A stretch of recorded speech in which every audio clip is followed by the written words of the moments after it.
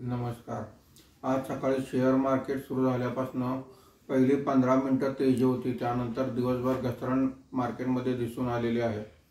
आज market संपताना Sensex हा 156 पॉईंटने घसरून 80,641 वर बंद झालेला आहे।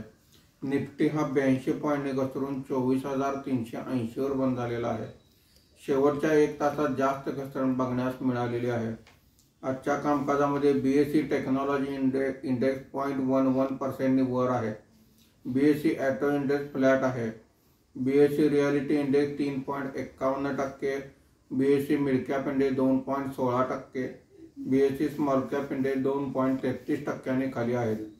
आजच्या कामकाजामध्ये निफ्टीमध्ये वाढलेले मुख्य शेअर्स पुढील प्रमाणे: हीरो मोटोकॉर्प 2.79%, भारती एअरटेल 1.88%, टाटा स्टील 1.66%, महिंद्रा अँड महिंद्रा 1.55% अशी वाढ आहे। आज निफ्टीमध्ये घसरलेले मुख्य शेअर्स पुढील प्रमाणे: अडाणी enterprises 4.13%, Jio financial services 3.61%, eternal 3.03%, Trent 2.73% असे घसरण आहे। आज महानगर गॅस, गोदरेज कन्झ्युमर्स, HPCL यासहित काही कंपन्यांचे क्वार्टरली रिझल्ट आलेले आहेत।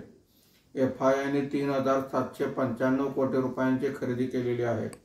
देशीय वित्तीय संस्थांनी 1,398 कोटी रुपयांची विक्री केलेली आहे। मार्केट बंद होताना रुपयाचा दर हा 84.43 रुपये प्रति डॉलर असा होता। धन्यवाद।